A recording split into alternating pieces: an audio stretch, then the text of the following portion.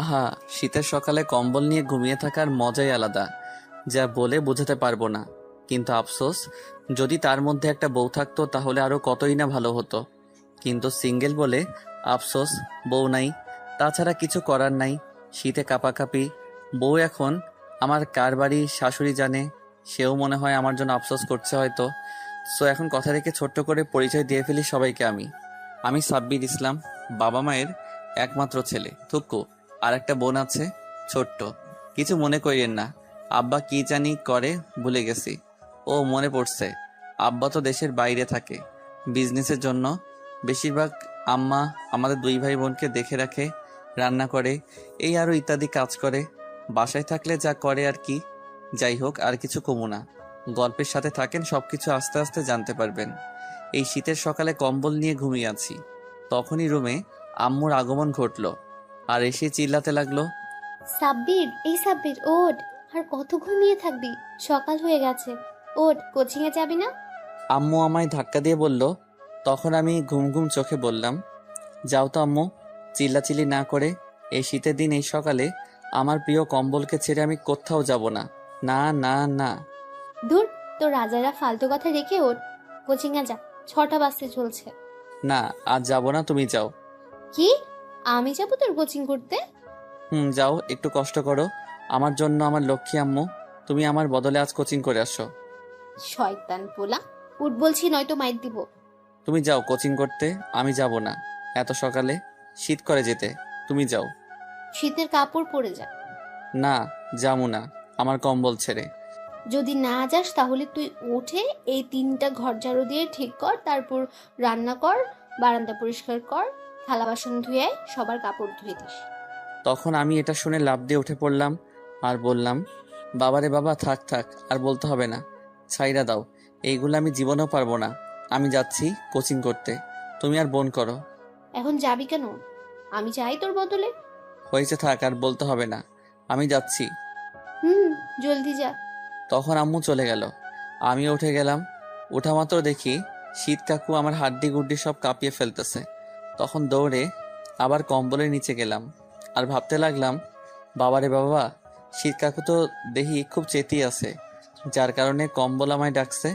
তখনই আম্মু অন্য রুম থেকে বলে উঠল, কিরে, উঠছিস বিছানা থেকে? হুম, উঠছি। কিছুই করার নেই, কম্বল ছেড়ে যেতেই হবে। তারপর উঠে দাঁত ব্রাশ করে মুখ ধুয়ে শীতের কাপড় পরে বই খাতা ব্যাগে নিয়ে বেরিয়ে পড়লাম আম্মুকে বলে বাসার বাহিরে। ও, আপনারা তো জানেন না আমি কিসে পড়ি। তাহলে বলছি, এই তো মাত্র ইন্টারে উঠছি। শিশু ছেলে তো, তাই। আর আমার বোন মাত্র ক্লাস 8ম শ্রেণীর শিক্ষার্থী, সে বাচ্চা মেয়ে তাই। যাই হোক, চলুন কোচিং করে আসি। মানে আমি বাসার বাহিরে এসে দেখি অনেক কুয়াশা পড়েছে, রাস্তার কিছুই দেখা যাচ্ছে না। সূর্য মামাকে তো খুঁজেই পাওয়া যাচ্ছে না। তবুও হালকা রোদ আছে, প্রচন্ড ঠান্ডা, কুয়াশায় ঘেরা চারিপাশ। সব মিলিয়ে মিষ্টি সকাল। শীতের সকালে কুয়াশার মধ্যে হেঁটে যাওয়ার মজাই আলাদা। এত সকালে খুব বেশি মানুষ নেই, বেশিরভাগ মানুষ নাক ডেকে ঘুমাচ্ছে, কেউ কম্বল নিয়ে, কেউ বউ নিয়ে।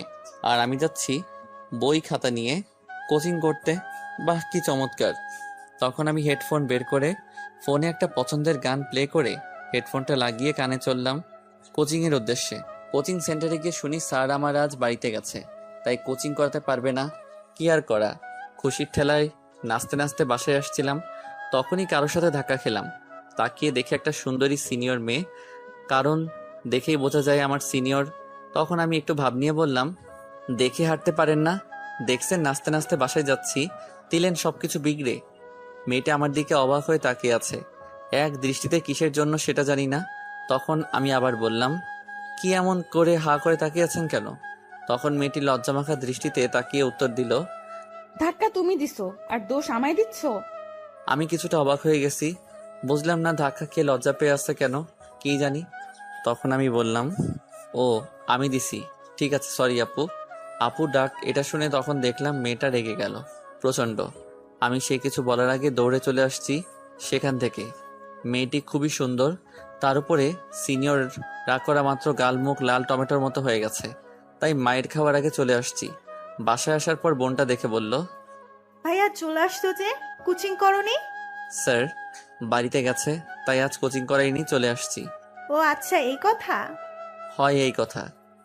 আসো লুডো খেলি তাহলে দুইজন। সকালবেলা আম্মুর ঝাড়ুর বাড়ি খেতে চাই না, আর এখন কম্বল নিয়ে ঘুমাবো? আমি কম্বল নিয়ে সাথে রোদে দিচ্ছি। বলিস কি? তাহলে আমি এখন কই যাব? বাহির থেকে ঘুরে আসো। থাক, কিছুক্ষণ পর কলেজ চলে যাব। এখন গেম খেলি গিয়ে। তবুও লুডো খেলবে না? তুই কাজ কর, এখন আম্মু বকা দিবে। ঠিক আছে।